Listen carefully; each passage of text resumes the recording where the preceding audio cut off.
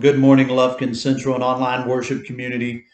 Jason Hollinger, the preaching and community minister here. And as we get our week started off in our Jesus and Coffee devotionals, I want to take us to the book of Nahum chapter 3. And what happens here is we are reminded again of, as we just went over a couple days ago, the city of Nineveh. And in Nahum chapter 3, again, as usual, we'll read a little bit, issue our challenge, send you on your way for the day. This chapter is titled, "It Will Be Terrible for Nineveh." Listen to this. "How terrible it will be for the city that has killed so many. It is full of lies and goods stolen from other countries. It is always killing somebody." Now, just think about that description. That description for a city, for a group of people, and then think about, just we've been saying this word a lot lately: accountability for the choices that you make. We're going to be held accountable for these things. Uh, Ultimately, he says, um, I will make people stare at you. Everyone who sees you will run away and say, Nineveh is in ruins. Who will cry for her? Nineveh, where will I find anyone to comfort you? Sometimes when we live in the moment of the choices that we make, we do not think about the long term effects, the impact that it has on not just the next day, the next week, month, year, but even just kind of the next moment, everything. And so when it comes down kind of to the end, it says, your people have been scattered on the mountains, and there is no one to bring them back. Nothing can heal your wound. Your injury will not heal. Everyone who hears about you applauds because everyone has felt your endless cruelty. Now part of us looks at that and says, well, what happened to the grace and mercy of God and the love of God? And that's just such a grim picture, right? I mean, that we think about that and we're just like, that doesn't seem logical. That doesn't seem the way it should be. Well, ultimately, and this is the direction really I want to go with us this morning. But ultimately, when it comes down to it, in the end, is yes, there is grace, there's mercy, there's love, forgiveness, and all these kind of things, but and great things.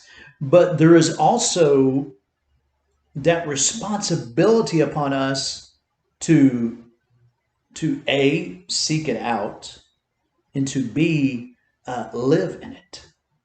So yes, we must first seek it out. We confess our sins to God. We realize the errors of our ways, and we have to make a choice. And sometimes we look back and we say, I've done too much.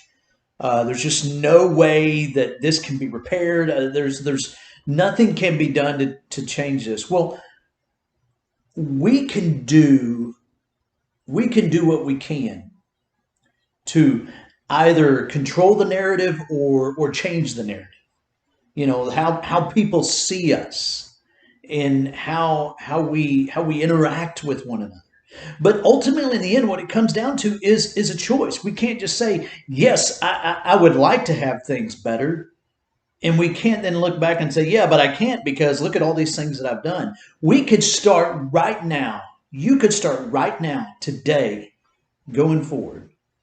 And no matter how old you are, how young you are, no matter where, I mean, whether you're 16 or 61, it does not matter.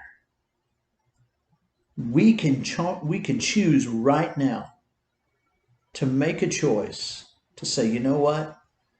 Going forward, this is who I am. These are the choices that I'm going to make. This is what I'm going to do.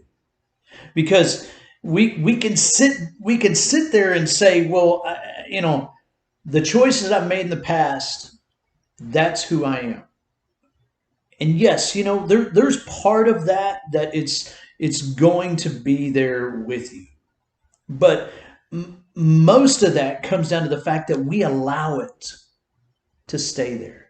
Because we allow those when we made poor choices in our past, we allow them to handcuff us or prevent us from doing what God desires for us to do. And so we can let our story end where when accountability, when judgment comes on us, and people go, boom, yes, they are finally getting what they deserve. They are so cruel, so mean spirited, everything, it's finally coming back on. And everybody looks and says, hey, you know what? You get it's you're your own undoing. You just have to accept it. Or we can change people's minds and people go, wow, that's not who they've always been.